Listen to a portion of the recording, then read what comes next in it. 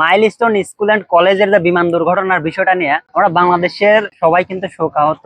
এই বিষয়টা নিয়ে মানে সোশ্যাল মিডিয়ায় যাওয়াই যাইতেছে না, গেলেই কিন্তু এমনি কাজ করবো সে কাজ করতে আমার মন বসতেছে না, শুধু ওইগুলো আমার মাথার মধ্যে আসতেছে, ওইগুলাই ঢুকতেছে। ওগুলা দেখে মানে কোন মানুষটা ঠিক থাকতে পারে? কত প্রকার নাটক যেখানে হইতেছে, কত প্রকার নাটক যে দেখা লাগতেছে, মানে বাঙালি না হলে, বাংলাদেশের জন্মগ্রহণ না করলে এই জিনিসগুলো কখনো দেখতে পারতাম না, বুঝতে পারতাম না। ওখানে একটা মর্মান্তিক ঘটনা ঘটছে, সেইখানে মানুষজন গেছে দেখতে, ছোট লিপস্টিক নিয়ে, সুন্দর জামা কাপড় পরে, বাচ্চা কাচ্চা নিয়ে, মানে ওখানে ঘুরতে গেছে, মানে ওখানে ঘুরতে গেছে, নাটক চলতেছে, সিনেমা চলতেছে, সিনেমার শুটিং গুলা চলতেছে, সেগুলা দেখতে গেছে। মানে সিনেমার শুটিং এ যে বিমান ধ্বংস করে, আগুন জ্বালায় দেয়, ওই হয়তো বা সিন নিচ্ছে, সেজন্য সবাই গেছে দেখতে। আবার সেইগুলা সাংবাদিকের সামনে উপস্থাপন করতেছে, বলতেছে যে আমরা এখানে আসছি, দেখতে আসছি। হ্যাঁ, একটু সবাই আসে, তাই আমিও আসছি। হ্যাঁ ঠিক আছে, আপনি আবেগে গেছেন, বিবেকে গেছেন, আপনি বিমান ধ্বংস হয়েছে, ওখানে কি হয়েছে দেখে যায়। আরে বাঙালি জাতি মানে কি হয়েছে, ওখানে কি হয়েছে, যাই দেখে আসি। আরে আমার বন্ধু মুকলেশ গেছে, আমি না গেলে হয়, আমিও যাই, দোস্ত চল যাই, চল দেখে আসি কি ঘটনা হয়েছে, চল দেখে যাই কি ঘটনা হয়েছে। তাই কি দরকার আছে ওখানে যাওয়ার? ওখানে আপনার যদি কোনো প্রয়োজন হয় যে আপনার একান্তই যাইতে হবে, না গেলে হবে না, আপনি ছাড়া ওখানে কিছু প্রবলেম হচ্ছে, তাহলে যান, আপনি যান, আপনি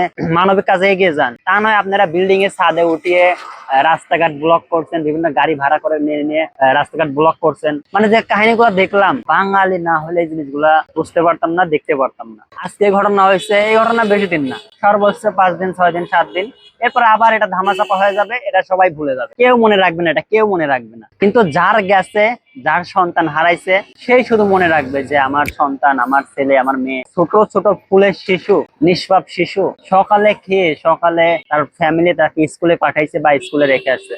অনেক গার্জিয়ানও মারা গেছে, অনেক শিক্ষক শিক্ষিকাও মারা গেছে। আর এখানে বাঙালিরা, জনগণরা কি করতেছে? যাই হোক, এইসব বিষয় নিয়ে কথা বললে কথা শেষ হবে না। আর কিছু ব্যবসায়ীদের কথা, তাদের কথা তো বলাই যাবে না। তারা তো মহান ব্যবসায়ী, সিজনাল ব্যবসায়ী বলে। এই যে একটা সিজন আসে, এই সিজনে তারা ব্যবসা করে নেয়। একটা দুর্ঘটনা হয়েছে এখানে, সাধারণ একটা পানির বোতল, সেই পানির বোতলের দাম রাখছে 600 টাকা। 2 লিটারের পানির বোতল, মানে 600 টাকা দাম চাইছে। মানা যায় বিষয়গুলা? এগুলো আসলে জানি না বলে কি হবে। কিন্তু এরকম ব্যবসায়ীরা আসলে তারা কি, তারা মানুষ না আনোয়ার না জানোয়ার, আল্লাহ পাক জানে। ফেসবুক রেস্ট্রিকশনের কারণে আমি মুখের ভাষা লঙ্ঘন করতে পারছি না। আল্লাহ হাফেজ, আসসালামু আলাইকুম।